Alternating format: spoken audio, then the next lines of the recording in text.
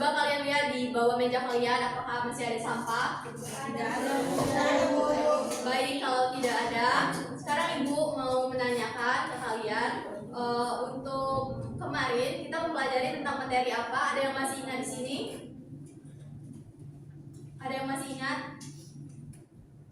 Tentang Bhinneka Tunggal Ika. Ya, benar sekali Tri. Terima kasih Tri. Beri tepuk tangan untuk Tri.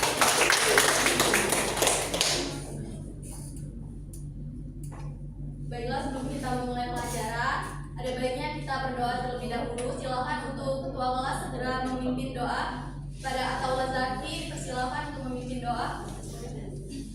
Baiklah teman-teman, sebelum kita memulai pembelajaran kita hari ini, ada baiknya kita membaca doa terlebih dahulu. Mari kita berdoa bersama. Bismillahirrahmanirrahim.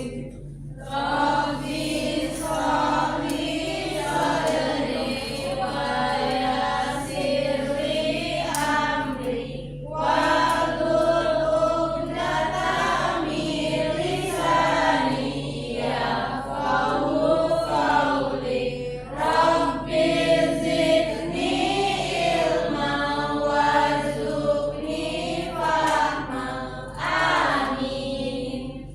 Baik, terima kasih anak-anakku semuanya. Sebelum Ibu mulai pelajaran, Ibu akan mengabsensi kalian terlebih dahulu. Naura Fadila, hadir Bu. Kusuma Ningtyas, hadir Bu. Amanda, hadir Bu. Rianita. Baiklah, apakah ada yang tidak hadir hari ini? Ada Bu. Siapa? Oke, terima kasih Eka.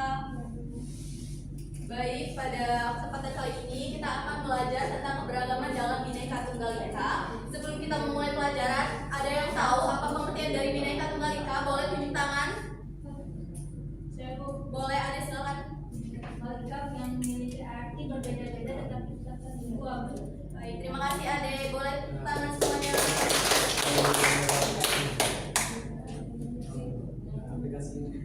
Baik, di sini kita akan belajar tentang Bhinneka Tunggal Ika. Bhinneka Tunggal Ika sendiri merupakan jati diri dari kebangsaan Indonesia yang digunakan untuk menyatukan keberagaman yang ada di Indonesia. Dan makna dari semboyan Bhinneka Tunggal Ika sendiri merupakan walaupun berbeda-beda tetapi tetap satu jua. Yang berarti walaupun kita memiliki banyak keanekaragaman di Indonesia, kita tidak boleh terpecah dengan adanya suatu konflik yang terjadi di negara kita sendiri, yaitu negara Indonesia.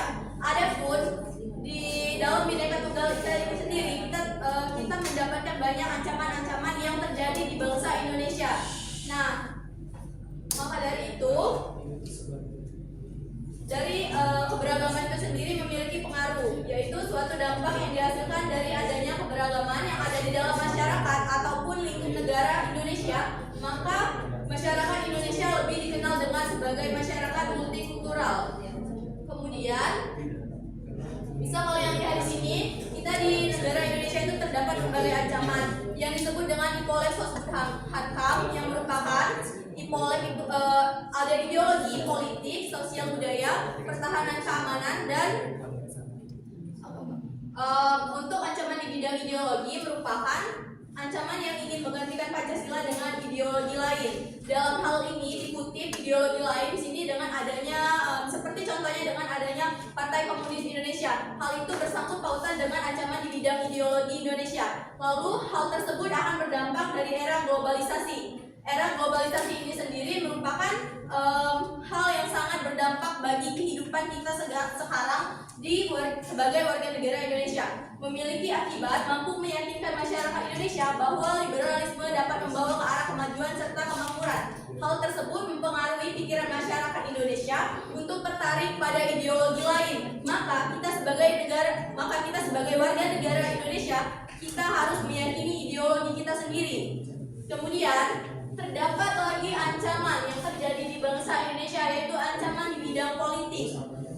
Ibu mau tanya sebelum kita masuk ke dalam ancaman di bidang politik, apakah di sini ada yang sudah mencoblos pada saat pemilu kemarin? Ada Bu. Nah, seperti kita ketahui bahwasanya ancaman di bidang politik ini bersangkut pautan dengan era pemilu kemarin, yang dimana penggunaan kekuatan berupa pengerahan massa yang dilakukan oleh suatu kalangan dalam tanda kutip kekuasaan yang untuk bermanfaat untuk menumbangkan suatu pemerintahan yang berkuasa atau menggalang suatu suatu kekuatan politik, melemahkan kekuasaan pemerintah, serta kebijaksanaan yang digunakan supaya tercapainya suatu kekuasaan. Suatu kekuasaan itu bisa terjadi apabila sebuah instansi atau sebuah orang tersebut menghalalkan segala cara untuk mencapai suatu kekuasaan dan tercapainya suatu keinginan yang diinginkan oleh orang itu sendiri.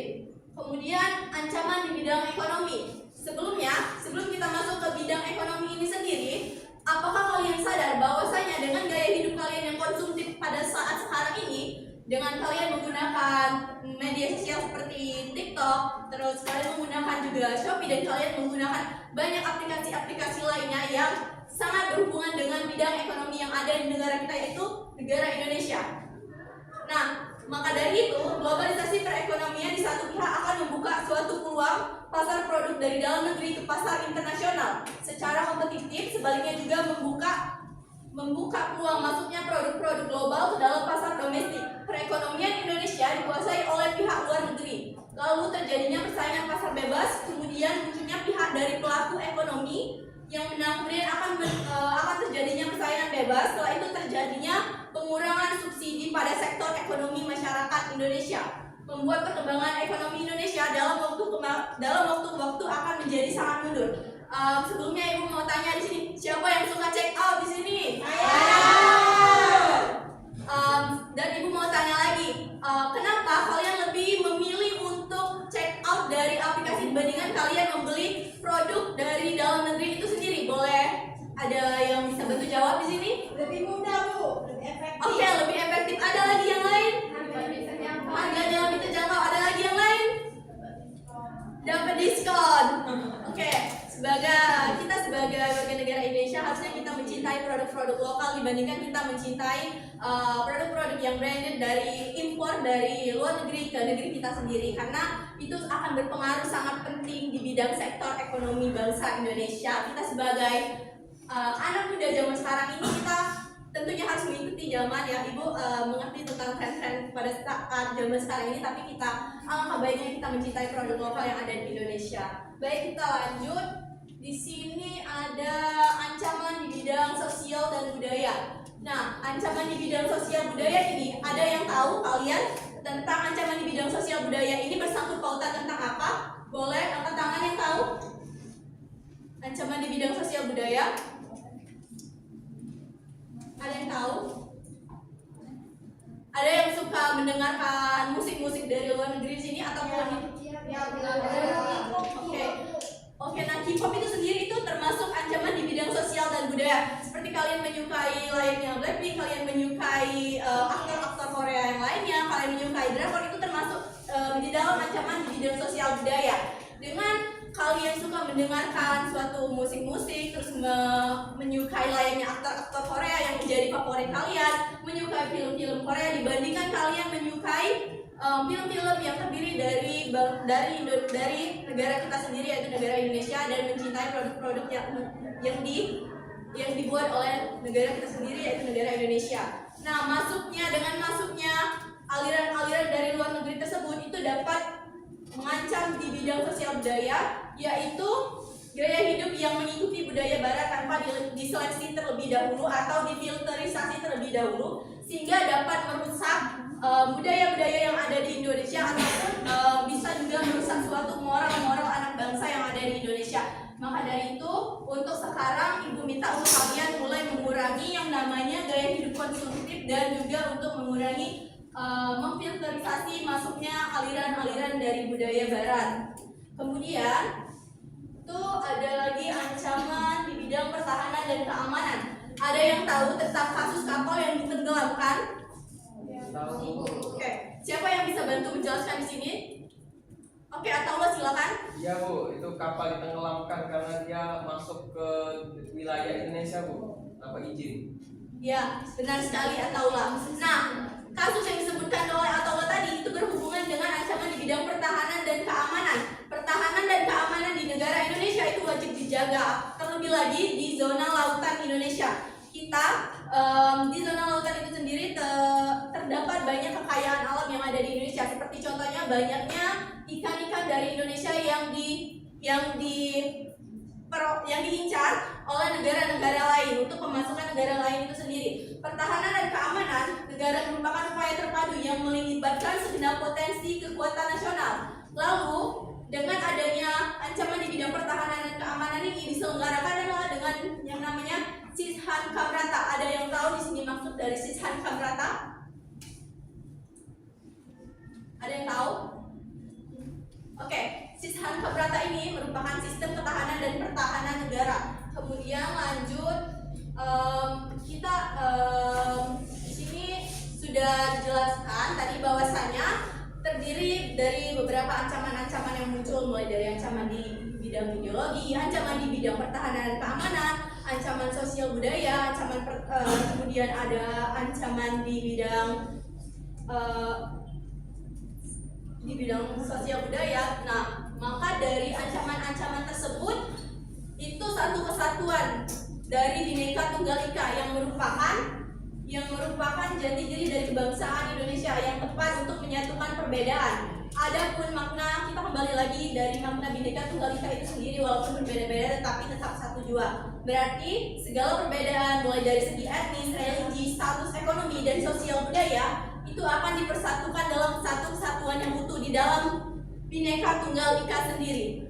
Nah, sebelum Ibu mengakhiri pelajaran di sini, ada yang bisa menyimpulkan materi kita pada hari ini?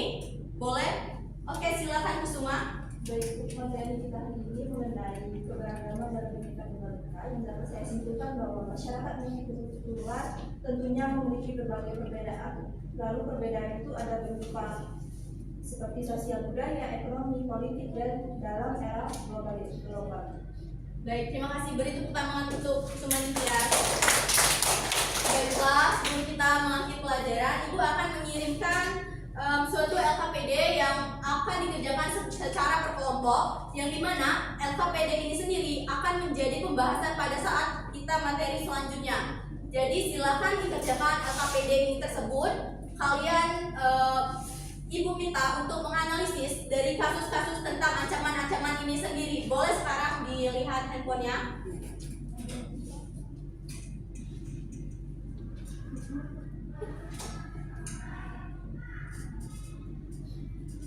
Oke, sudah masuk semua anak-anak? Oke, baiklah. Sebelum kita mengakhiri pelajaran, ada baiknya kita berdoa terlebih dahulu kepada Ataullah Zaki. Ibu persilakan untuk memimpin doa. Baiklah teman-teman semua, sebelum kita menutup pembelajaran kita, ada baiknya kita membaca doa terlebih dahulu. Berdoa dimulai.